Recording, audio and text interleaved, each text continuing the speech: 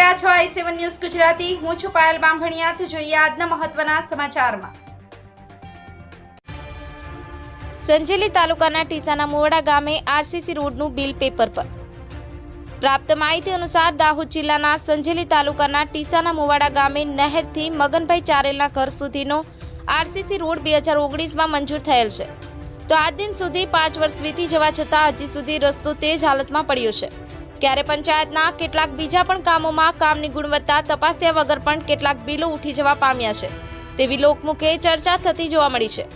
Engineering અને સરપંચ તેમજ તાલુકામાં જાણ કરવા છતાં હજી પણ કોઈ જ કાર્યવાહી કરવામાં આવી નથી, તો બારોબાર બિલો બનાવી પૈસા ઉપાડી લેવામાં આવ્યા છે કે શું તેવું ગ્રામ લોકો જણાવી રહ્યા હતા। અને ગ્રામ લોકોના મુખેથી એ પણ ચર્ચાઓ થતી જોવા મળી હતી કે ઉપલા અધિકારીઓ આવી અને ચોક્કસ સ્થળે તપાસ કરશે, ત્યારે બીજા પણ કેટલાક કામોનો ભ્રષ્ટાચાર થયેલો પડદો ખુલશે અને ચોક્કસ તપાસ થાય તો દૂધનું દૂધ અને પાણીનું પાણી થાય તેમ ગ્રામજનોના મુખેથી ચર્ચાઓ થતી જોવા મળી હતી।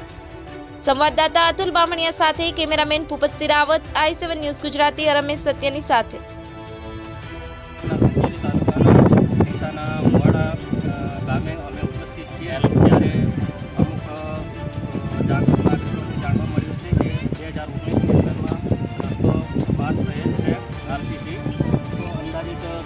આજુબાજુમાં હશે તો આજ સુધી નથી બન્યો, એનું શું કારણ છે આપણે લોકો પાસેથી જાણવાનો પ્રયત્ન કરીશું। 2019થી મંજૂર થયેલો છે તો અત્યાર સુધી રસ્તો નથી થયો, એનું શું કારણ હશે? રસ્તો 2019થી મંજૂર છે, માટી મટીરિયલ અમે ખુદ કરાવેલું છે। આજ સુધી સરપંચ દ્વારા કંઈ કામ કરવામાં આવ્યું નહીં।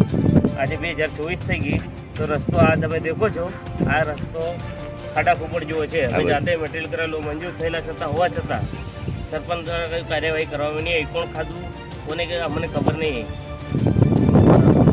તો તમને કેવું લાગી રહ્યું છે કે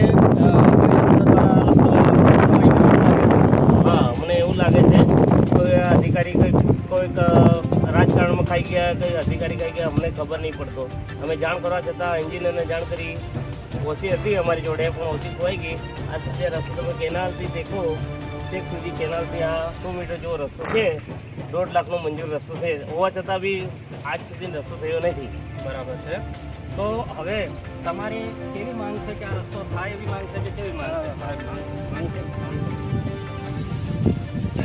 તો હાલ દાદા પાસેથી પણ જાણવાનો પ્રયત્ન કરીશું કે દાદા ઉંમર લાયક છે, ત્યારે ગમે ત્યારે રસ્તો પાકો નથી અને આરસીસી નથી તો ગમે ત્યારે બજારની અંદરમાં જવું હોય કે પછી કોઈ સરકારી દવાખાનાની અંદરમાં કે જવું હોય તાત્કાલિક ઇમરજન્સી તો અમુક અટવણો પડી રહી છે, તો દાદા પાસેથી જાણવાનો પ્રયત્ન કરીશું કે કેવી માંગ છે। દાદા, રસ્તો થઈ જાય તો કેવું સારું? અમારે રસ્તાની માંગ છે। હા, તો તમારી માંગ કેવી છે? રસ્તો થઈ જ જાય? હા, થવો જોઈએ। બરાબર છે। હવે એક ભાઈને આપણે પૂછવાનો પ્રયત્ન કરીશું કે ભાઈ તમે આ રસ્તો નથી મળ્યો એના વિશે તમે કોઈને જાણ કરી હતી? જાણ કરીને એન્જિનિયર સાહેબને કરી હતી મેં તાલુકામાં જઈને। આ રસ્તો ઓલરેડી મંજૂર છે, 1.5 લાખનો મંજૂર છે, હોવા છતાં 2019ની વાત છે, આજ સુધી 2024 થઈ ગઈ। આજ સુધી મેં ખુદ માટી મીટર કરાવેલું છે જાતે પોતે। આજ સુધી રસ્તો કોઈ સરકારી કર્મચારી કોઈ સરપંચ નથી આવતો। આજ સુધી સરપંચને બી જાણ કરી હતી, વચ્ચે સરપંચ તો કહે છે કે તમે તાલુકામાં જો, આમ જો, દાહોદ જો, એવી રીતની જાણ કરેલી છે મને, હોવા છતાં બી આ રસ્તો નહીં બન્યો। તો હાલ લોકો પાસેથી જાણવા પછી એવો ખ્યાલ આવે છે કે રસ્તો ચવાઈ ગયો હોય એવું લાગી રહ્યું છે। હા, એવું અને મેન રસ્તાથી માંડી અને મગનભાઈ ચારેલના ઘર સુધીનો રસ્તો પાસ થયેલ છે, તો એ લોકોની માંગ છે કે રસ્તો તાત્કાલિક થી બની જવો જોઈએ। i7 news Gujarati, Dahod. Like કરો, શેર કરો, સબસ્ક્રાઇબ કરો i7 ન્યૂઝ ગુજરાતી।